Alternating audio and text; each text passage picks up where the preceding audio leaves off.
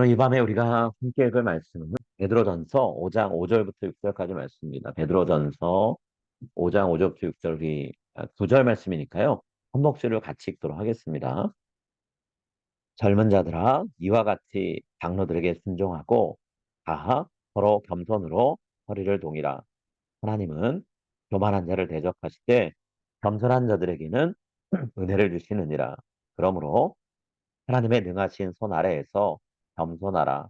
때가 되면 너희를 높이시리라. 아멘. 오늘은 팔로워들을 위한 권면이란 제목으로 우리가 같이 말씀 나눴으면 합니다. 지난주 수요일에 우리가 리더들을 위한 권면의 말씀을 함께 나눴죠. 이 말씀들은 리더들이 누군가를 이끌려고 할 때 조심해야 되는 부분들 혹은 마음을 써야 되는 부분들에 대한 내용들이었어요. 조심해야 되는 것들 몇 가지 말씀드렸었는데요. 잘못된 사역 동기로 사역에 임하는 건 안 된다 이야기했고요. 또 권위주의에 잘못 사로잡혀서 아, 따르는 사람들을 위에서 누르는 그런 자세로 이끌려고 하면 안 된다라고 했고요. 삶을 살아가는 데 있어서 하나님 말씀에 스스로 순종하거나 실천하는 삶이 없이 누군가를 이끄는 건 위선적인 태도로 가기 쉽고 그렇게 이끄는 건 안 된다라고 말했어요. 여러분, 지난주에 나눈 말씀뿐만 아니라 지금까지 여러분들이 뭐 살아오시면서 리더들은 어떠해야 되는가라고 하는 가르침들을 꽤나 많이 들으셨을 거예요. 뭐 리더십이라는 이름으로 많은 것들을 배우셨을 겁니다. 그만큼 리더들을 위해 세워진 교육기관이나 또 리더들을 위한 교육 과정이 많기 때문에 우리가 그런 내용들을 많이 들어요. 근데 한 가지 아쉬운 건 그 리더들과 함께 생활을 하는 수많은 사람들이 있죠. 오늘 설교 제목에 나오는 것처럼 팔로우라고 할 수 있는 사람들이 있습니다. 근데 팔로워들을 위해서 교육하는 기관 거의 없고요. 팔로워들을 위한 교육 과정은 더더욱 없어요. 왜 그럴까요? 우리가 시선을 리더가 되는 것에 갖고 있기 때문에 그래요. 팔로워로 살아가는 것 별로 우리가 관심 갖지 않아요. 팔로워가 되는 것 그다지 좋은 거라고 생각하지 않아요. 그렇기 때문에 우리가 리더에 대한 훈련은 받고 리더는 이래야 된다 그런다 이야기하지만 팔로워의 삶은 어때야 되는가를 생각하지 않는다는 거죠. 근데 실제적으로 우리가 우리의 삶을 돌아보면 리더 자리는 한정돼 있잖아요. 그렇다고 하면 리더의 숫자보다는 팔로워가 더 많죠. 리더가 되기 전까지 어느 누구든 팔로워로 살 수밖에 없어요. 그렇다고 하면 팔로워들이 리더들과 함께 어떤 모습으로 지내야 되는가에 대해서 가르치는 건 당연해야 되고 많아야 되는 거잖아요. 그런데 어느 누구 하나 이 부분에 마음 안 써요. 팔로워가 되는 법, 팔로워로 사는 법, 그건 안 가르칩니다. 그러나 리더가 되는 법은 가르치고요. 또 배우려고 해요. 그래서 우리가 살아가면서 팔로워로서 삶이 어떠해야 되는가에 대해서 거의 모르고 살아갈 때가 많아요. 그 결과가 뭔가요? 아픈 결과들 날 때 있죠. 팔로워들이 리더들과 잦은 마찰을 빚고 리더들을 끌어내리거나 리더들이 쓰린 가슴 안고 물러나고 떠나게 만드는 경우가 많다라는 거예요. 이런 현실을 우리가 생각해 볼 때 오늘 본문 말씀을 주목할 필요가 있는데요. 하나님께서 이 성경 말씀, 본문 말씀을 통해서 팔로워들에게 스스로 주목하면서 어떤 삶을 살아야 될 것인가에 대해서 배우라라고 말씀하시면서 주시는 말씀이기 때문에 우리가 중요하게 볼 필요가 있어요. 오늘 본문에는 팔로워란 단어는 없습니다. 그러나 팔로워에 해당하는 사람들을 향해서 권면하고 있죠. 젊은이들을 이라고 하는 표현이 팔로워들을 지칭하는 그런 단어예요. 이 본문에서 팔로워라고 젊은이라고 번역된 이 단어는요. 그 당시에 장로들은 나이가 많은 분들이 교회 리더로서 섰기 때문에 장로님들보다 나이가 어린 분들, 어린 집사님들이 될 수도 있고 다른 직분자들이 될 수 있겠죠. 장로님들에게 어, 순복해야 되는 특정한 그룹을 이야기하는 걸 수도 있고요. 아니면 예수님 믿은 지 얼마 안 된, 그래서 리더의 가르침과 인도가 필요한 초신자들 혹은 영적으로 어린 사람들을 가르칠 수 있어요. 아니면 유대인의 어떤 전통과 풍습을 따른다 그러면 장로가 일정한 연령대의 어른이라고 하면 여기서 젊은이라고 하는 건 30세 전후의 청년들을 가리킨다 말할 수 있어요. 뭐 나이가 뭐냐, 직분이 뭐냐 이런 것들을 우리가 다 종합할 수 있는 표현으로 이 젊은이들을 표현해 보면 젊은이들이라는 건 장로님들이 교회를 이끌 때 그들에게 순복해야 되는 성도들이라고 말할 수 있습니다. 교회 리더들이 교회를 이끌어갈 때 그들의 말을 귀 기울여 듣고 따라야 되는 모든 성도들, 이분들을 젊은이들아라고 표현했다라고 말할 수 있어요. 자, 오늘 본문에서 젊은이들한테 뭘 요구하나요? 겸손을 요구합니다. 겸손을 달리 표현하면 자기 자신을 낮추라라는 요구예요. 자, 젊은이들에게 이런 성품 요구하는, 이런 자세를 요구하는 분은 하나님이시죠. 베드로를 통해 그렇게 말하고 계세요. 자, 이 겸손이라고 하는 자세는요, 하나님의 성품 혹은 하나님의 사람을 대하는 모습과 관련이 있어요. 여러분, 하나님은 어떤 분이신가요? 5절 하반절에 하나님 이런 분이다라고 표현된 내용이 있죠. 자, 우리 한번 같이 읽을게요. 하나님은 교만한 자를 대적하시되 겸손한 자들에게는 은혜를 주시느니라. 하나님 어떤 분입니까? 교만한 사람을 대적하는 분이세요. 대적한다, 영어로 뭐 resist라고 번역하기도 하는데요. 이 말은 적극적으로 반대한다, 싸운다는 뜻이에요. 그만큼 하나님이 교만한 사람을 싫어하신다는 표현이죠. 하나님이 교만한 사람 왜 싫어하실까요? 자, 본문에 교만하다라고 번역된 단어는 그리스 말로 휘페렛 하너스인데요. 자, 이 말의 뜻은 이렇습니다. 다른 사람보다 자기를 위에 놓고 다른 사람을 깔보는 거요. 경멸하는 태도를 얘기해요. 쉽게 얘기하면 다른 사람에 대해서 예의나 존중 같은 걸 갖추지 못한 사람을 얘기해요. 하나님 이런 사람을 인정하지 않는다는 거예요. 멀리 하신다는 거예요. 하나님의 형상을 담고 하나님이 사랑하시는 사람들을 함부로 대하는 사람, 하나님이 결코 좋아하지 않으신다는 거죠. 하나님은 교만한 사람을 멀리 하신다는데요. 우리가 이 말씀을 마음에 새기면서 교만한 태도로 다른 사람을 대하며 저와 여러분이 살지 않길 바랍니다. 다른 사람보다 내가 높다라고 생각하면서 다른 사람을 함부로 대하지 않았으면 좋겠어요. 자, 하나님은 교만한 사람은 대적하신다, 멀리하시고 그와 싸우신다 얘기했는데 겸손한 사람을 대하시는 자세는 다르죠. 겸손한 사람들한테 은혜 주신다 그랬어요. 여러분 겸손한 사람들은 어떤 사람이길래 하나님의 은혜를 주실까요? 겸손하다라는 말은요. 문자적으로는 땅에 납작 엎드린다는 뜻이에요. 달리 표현하면 자기 몸과 마음을 낮추고 산다는 거죠. 더 높아질 수 있지만 교만하게 말하고 행동할 수 있지만 낮춘다라는 거예요. 내가 나를 낮추면 다른 사람이 나보다 높아지겠죠. 하나님은 이런 자세로 살아가는 사람들은 귀하게 여기시고 그분의 사랑과 자비를 베풀어 주신다라는 거예요. 은혜를 베푸신다 그랬죠. 그 사람이 받아야 되는 것 이상의 무언가를 주신다라는 거예요. 그래서 하나님께서 주신 은혜로 기쁘고 즐겁게 살아가게 하신다라는 거죠.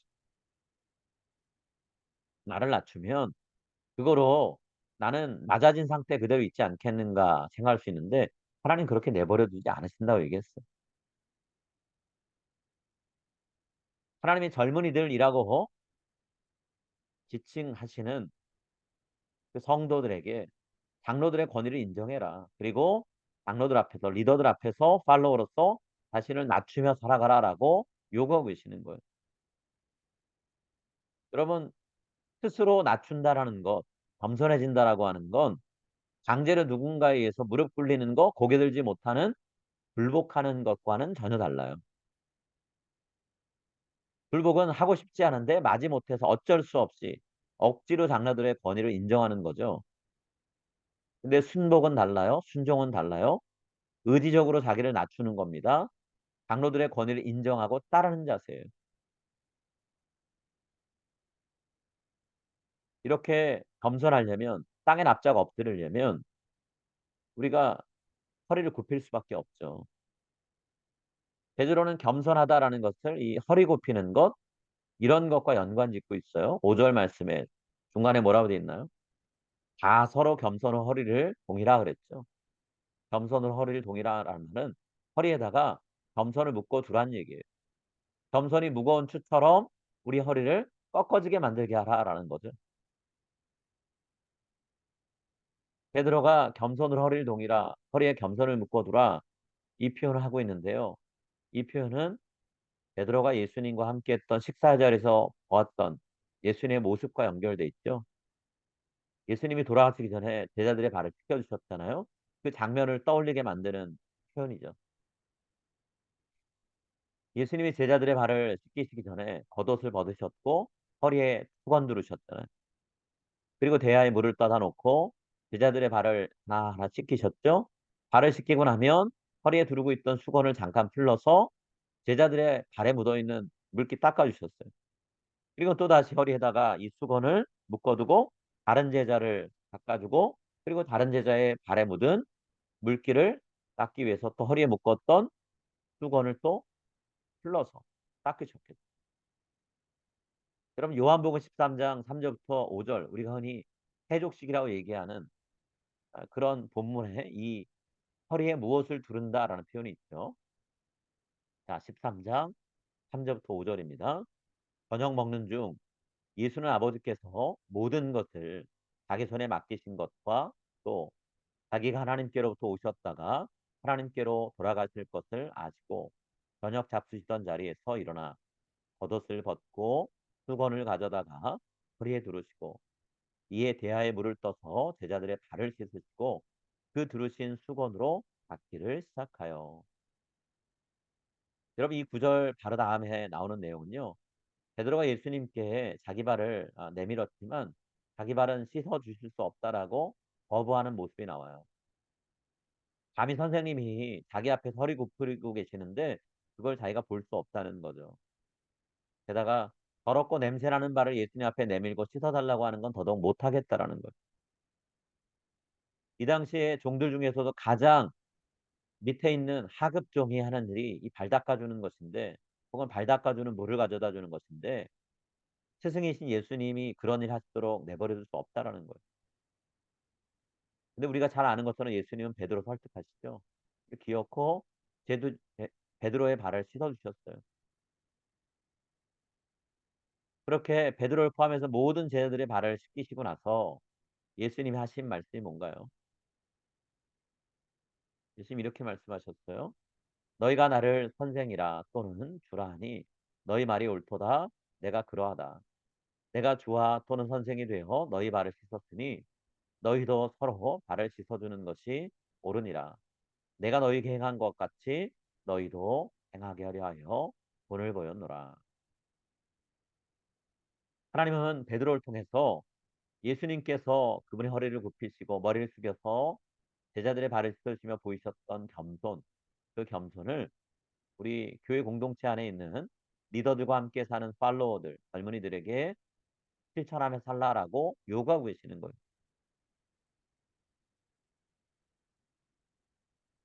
위치를 생각하면 예수님이 제자들에게 자기 발을 내미시면서 씻어라라고 명령하셔야 되는 거죠. 근데 오히려 예수님은 제자들의 발을 씻어 주셨고 그러기 위해서 허리를 굽히셨어요. 베드로는 그것을 기억하라고 말씀하고 있는 거예요.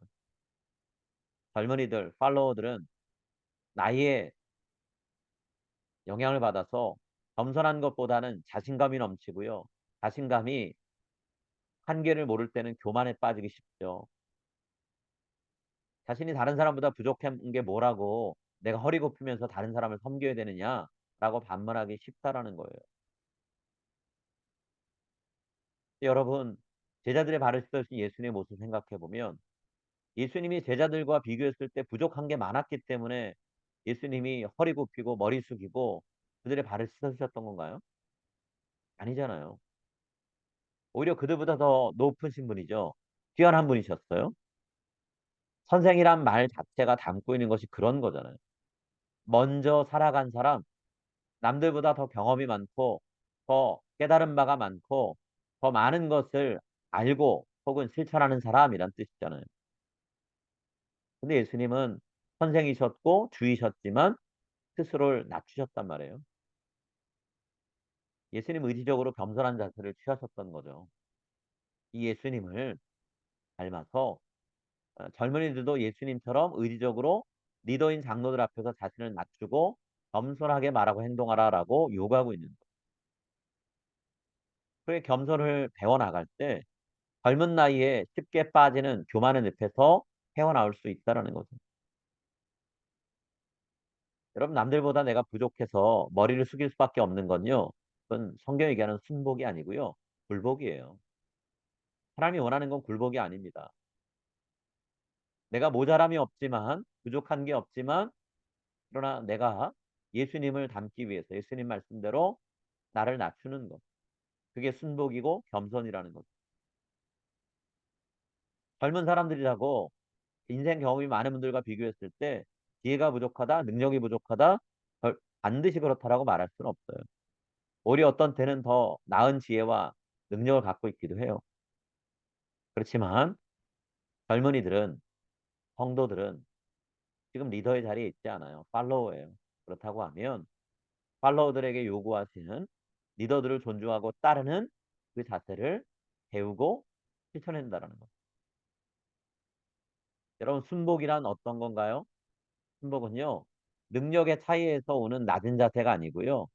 하나님께서 교회 공동체 혹은 어떤 단체에 권위를 부여하신 사람들이 있고 그 권위에 순종하면서 그 그룹이 움직여 가도록 질서를 세우셨기 때문에 그런 질서와 권위를 지키기 위해서 필요한 자세가 순복이에요. 오늘 이 자리에 같이 기도회로 모인 저와 여러분이요. 이 말씀을 따라서 교회 공동체 안에서 또 가정 안에서 이끄는 리더들에게 순복하는 자세를 품고 살아가길 바랍니다. 그럼 하나님은 교회 공동체를 순복하는 팔로워와 사랑으로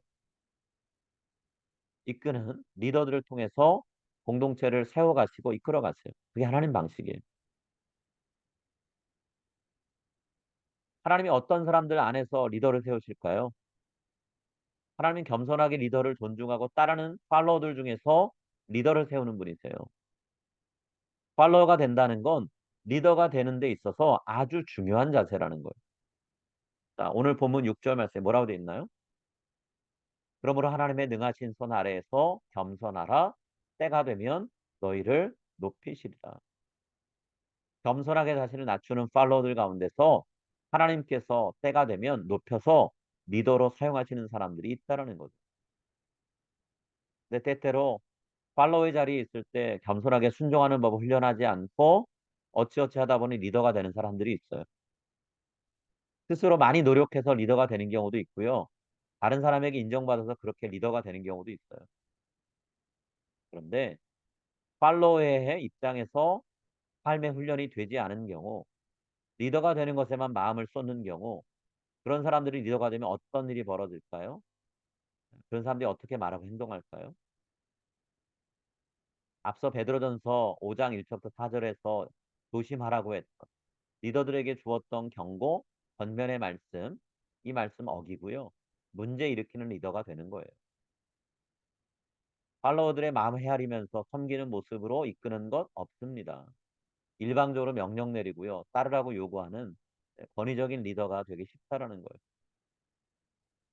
팔로워들을 통해서 최대한 많은 일을 이뤄서 그 이루어진 일들을 기반으로 해서 자기가 보기에 더 좋은 자리로 옮겨가는 것, 이게 그 리더들의 목표가 될 때도 많아요. 팔로워들은 자기 자신을 위한 이용 대상일 뿐이라는 거예요. 리더들을 위한 권면의 말씀에서 팔로워들을 이용해 먹지 말라. 그들을 통해 유익 얻으려는 마음으로 리더의 자리에 서지 말라. 분명히 얘기했잖아요. 근데 팔로워일 때 리더를 존중하고 겸손한 마음과 자세를 훈련받지 못하면 리더가 됐을 땐 자기 안에 있는 것들이 드러나서 해서는 안 될 일들을 하게 된다라는 거예요. 본인은 가르친 대로 살지 않지만 따르는 사람들이 가르친 대로 살지 않는 것에 대해서 왜 그렇게 사느냐라고 지적하고 비판하는 사람이 된다라는 거죠. 여러분, 성경이 이렇게 얘기해요. 훌륭한 리더가 되려면 훌륭한 팔로워가 되는 법을 먼저 배우라 말씀합니다. 겸손하게 생각하고 겸손하게 말하고 겸손하게 행동하는 훈련을 저와 여러분이 계속해서